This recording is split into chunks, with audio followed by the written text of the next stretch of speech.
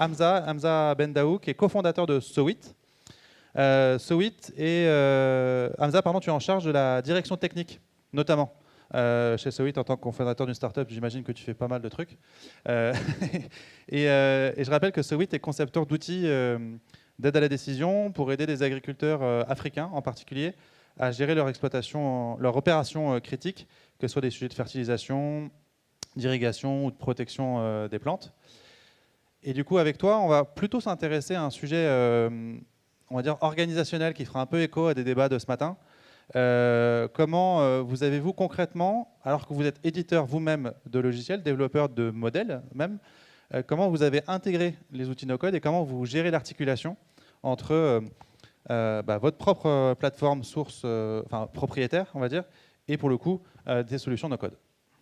Bonjour tout le monde. Donc, merci beaucoup à Cher Agrotique pour l'opportunité de présenter et de parler de ce sujet qui est intéressant. En effet, donc nous, en fait, on a commencé par le full code et de manière un peu, je dirais peut-être un peu bizarre, c'est le full code qui nous a amené sur certains aspects au no-code. Donc, comme le disait Pierre, en fait, nous, on développe une application pour les agriculteurs, pour les aider à optimiser leurs opérations critiques sur la parcelle en utilisant l'imagerie satellitaire. C'est une application qu'on ne pourrait pas développer en no-code.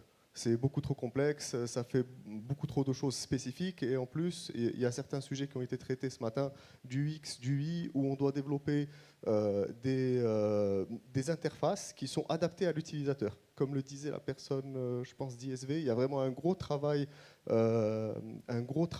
initial de compréhension de l'utilisateur, de compréhension des besoins de cet utilisateur pour le retranscrire. Donc sur cette plateforme-là, le no-code, ce n'était pas une option, c'est quelque chose, on ne l'a même pas réfléchi. La réflexion, c'était plutôt est-ce qu'on externalise ou on internalise. On a décidé d'internaliser les développements. Et du coup, ensuite, au fur et à mesure de nos développements produits, le no-code, en fait, s'est imposé presque naturellement parce qu'on ne peut pas remettre la même infrastructure, la même énergie sur tous les produits, en particulier quand on est principalement sur des phases de test ou sur des phases de R&D.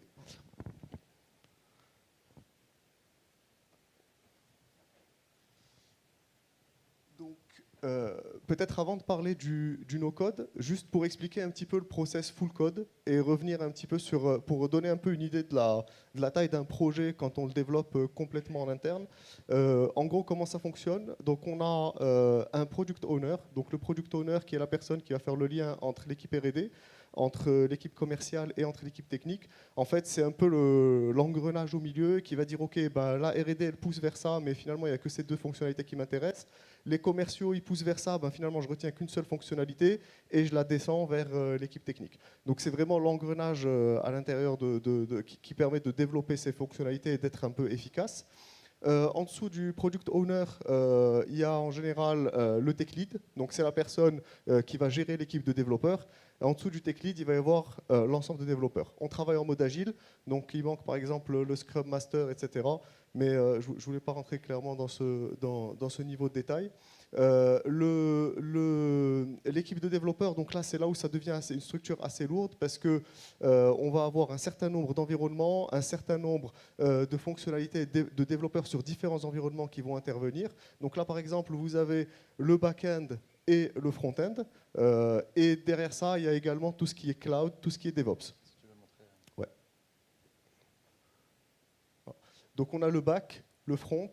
Et derrière tout ça, il y a le cloud, donc le développeur. Et ce qu'il faut savoir, c'est que chaque équipe de développeurs est spécialisée dans un de ces environnements-là.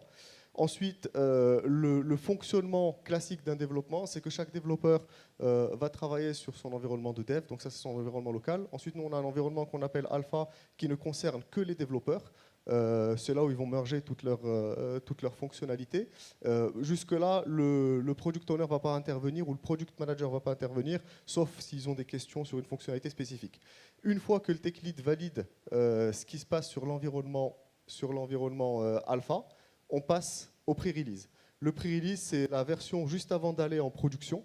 Et ça, c'est une version qui est complètement... le go pour passer du pré-release à la production, c'est le CPO, donc c'est le Chief Product Owner. Le CPO, en fait, il va faire un test très poussé de cette version pour s'assurer qu'il y a un minimum de bugs. En général, ce process-là, quand on part de scratch, c'est un process qui prend au minimum 5 mois. Ouais. Et donc on voit que c'est un processus qui implique beaucoup de monde, qui est efficace, c'est-à-dire probablement ça remplit les objectifs, par contre c'est pas nécessairement très efficient, c'est-à-dire qu'il y a peut-être des meilleurs moyens et des leviers d'optimisation pour engager moins de moyens pour obtenir le même résultat. Exactement, surtout sur par exemple l'exemple dont je parlais où on avait besoin de faire de la visualisation de données de capteurs, où on aurait pu enclencher le même type de processus, mais où en fait 5 mois c'était un délai qui n'était pas forcément acceptable pour nous. Et parfois aussi il y a une question très simple à se dire, c'est il y a des outils qu'ils font mieux que nous. On ne va pas aller réinventer la roue en fait. Oui, et puis souvent en plus on peut voir ça classiquement dans les entreprises, des formes on va dire, de conflits entre un enjeu d'avancer sur une feuille de route stratégique long terme et puis une demande de personnalisation court terme qui vient, on va dire, bouffer des ressources et du coup retarder les développements long terme.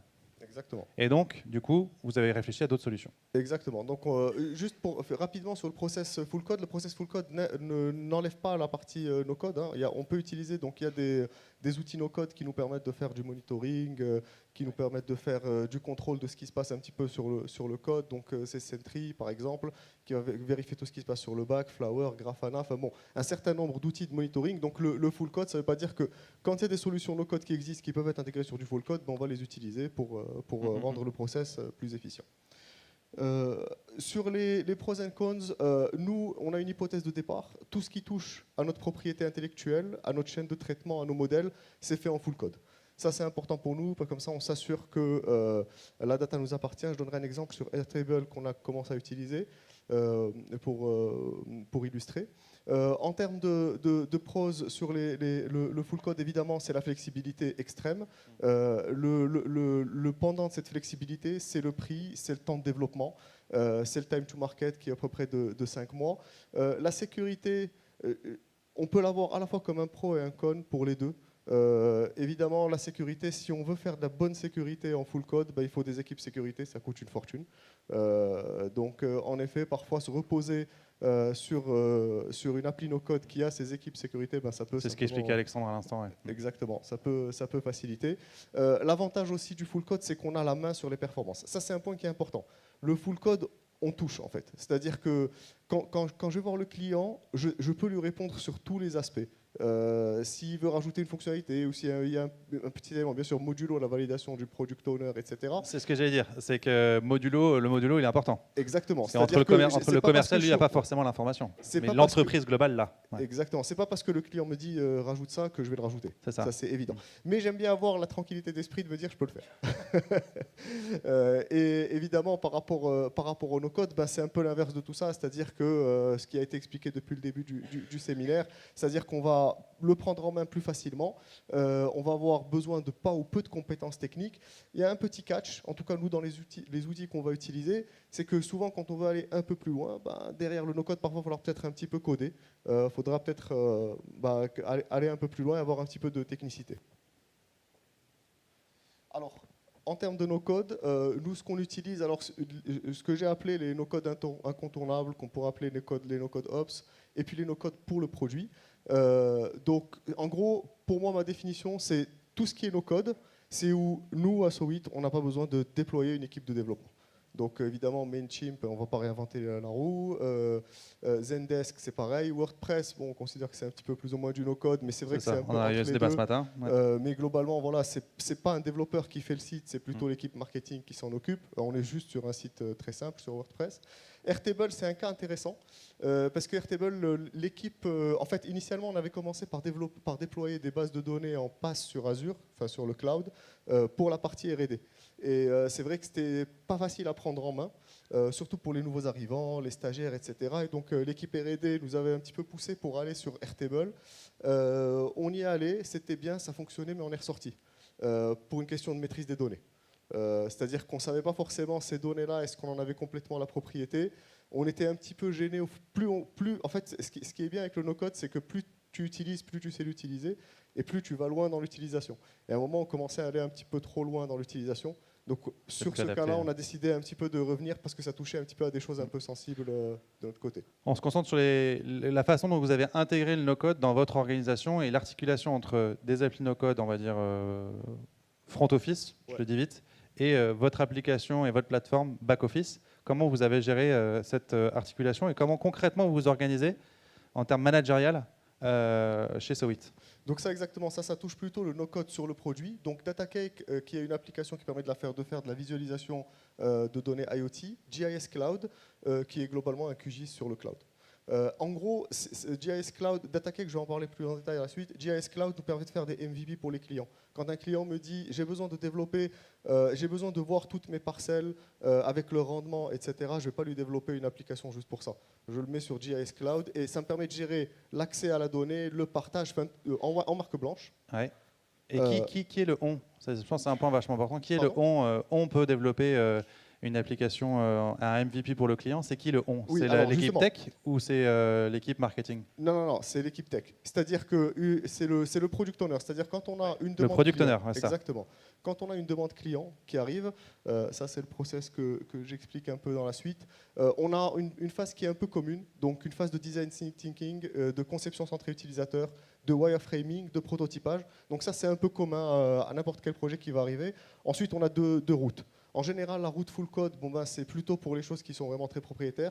Mais quand on est sur quelque chose où on n'a pas d'existant, on doit développer une première version pour un client, on ne sait pas si ce sera récurrent, ou par exemple sur l'idée d'afficher de la visualisation IoT et de ne pas vouloir se lancer dans un gros projet, on se dit ok, on peut partir sur du no-code. Et dans ce cas-là, les étapes, c'est d'abord c'est la même organisation que pour le full code en fait chez nous, parce que c'est toujours le product owner qui va avoir cette vision-là. Il faut qu'il y ait quelqu'un qui tranche, qui ait la vision globale.